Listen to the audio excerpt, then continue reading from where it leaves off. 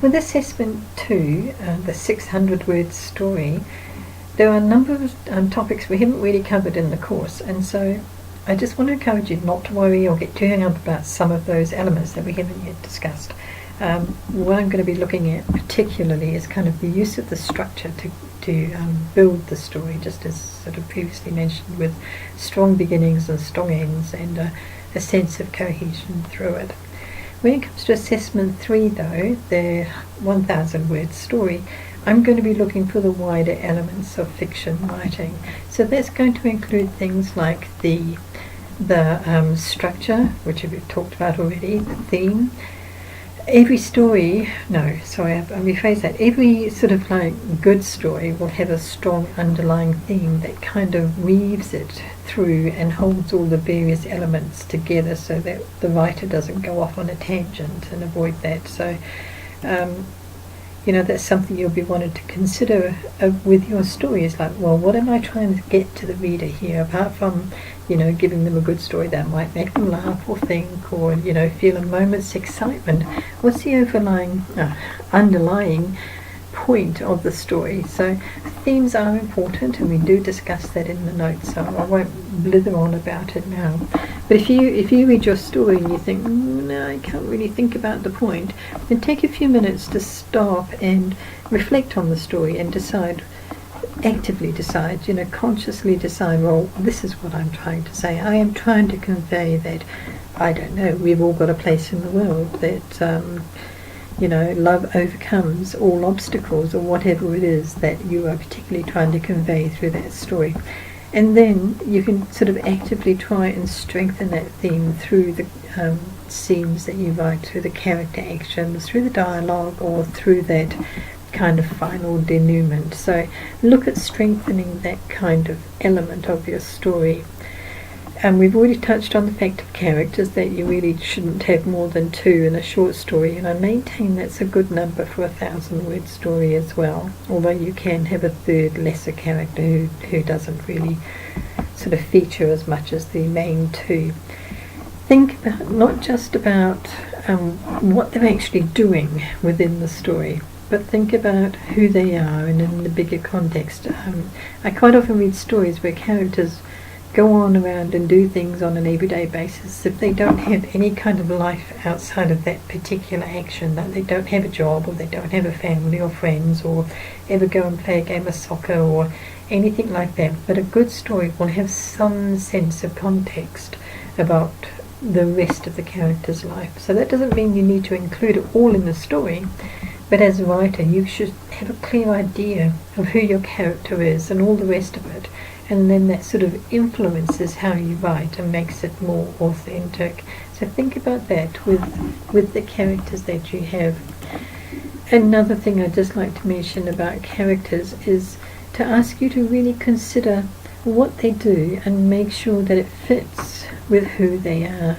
I think a writer can get away with a lot if the characters are believable and engaging. But I read a short story in which an elderly man who walked on 2 sticks happened to be in a bank as it was being held up, and then he leapt into action and sort of clobbered all the bank robbers with his walking sticks and ended up the hero. But there was such a lack of logic in that he couldn't hold himself up, yet had the strength to take down 3 big muscly robbers. And the story didn't work because of that kind of contradiction between who the character was and what he ended up doing. So have a look at your own stuff and think, well, is this a logical thing that this character could or should do, or do I need to change something somewhere to make it work? The other thing is I will be looking for a pretty good plot. And that just means, by that I mean I'm looking for a logical plot, for things that connect and lead to something else, which leads to something else, instead of just a random coincidence or something. And please don't ever have your character wake up at the end of the story and go, oh, it was all a dream. That is just such a cop-out, and it is going to get a big fat red cross, no, all over it. One of the major things to consider with a short story is the conflict. So when reviewing your story, you look at it and think, well, what is the character's conflict? Is it something inside of them that they don't know what to do or what decision to make? Or is it something external that they're battling, and have they faced it and dealt with it in a way that is appropriate for the overall theme and purpose of the story?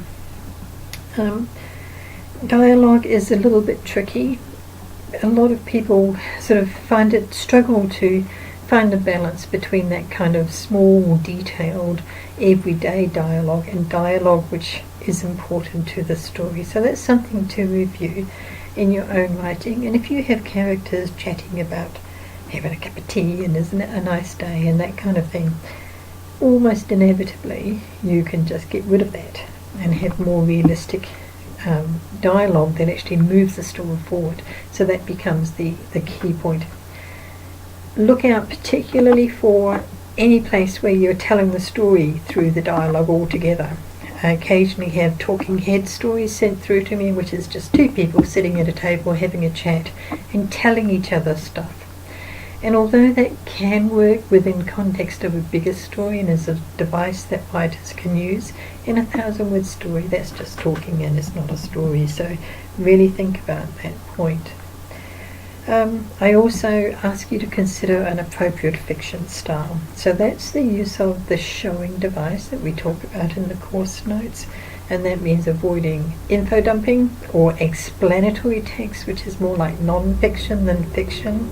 So just review through your story and just see if you've woven description and action and dialogue all together in a way that creates a true narrative, and not sort of written a description scene, written an explanation scene, and then written an action scene after that. Have all those threads woven together, and that makes something strong and engaging and suitable to a fiction style.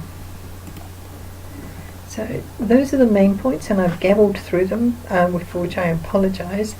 But I also want to remind you at this point that I'm very happy for you to submit work in progress to me for feedback. I'm a firm believer that it's the feedback that is often the kind of thing that you'll write, I'll give my independent comments, and you go, oh, I get it, and then you kind of go and apply it, and what you learn from that process is immensely valuable. And then when you get final feedback on how you've applied the principles further discussed in your work, that's going to make it even more relevant and useful and real to you. So don't submit me a first draft for feedback, sort of write it, evaluate it, rewrite it, and then put it up on the forums for feedback, and you'll find that you'll get stuff that's really quite useful to you as you learn to apply principles to the stories that you want to tell.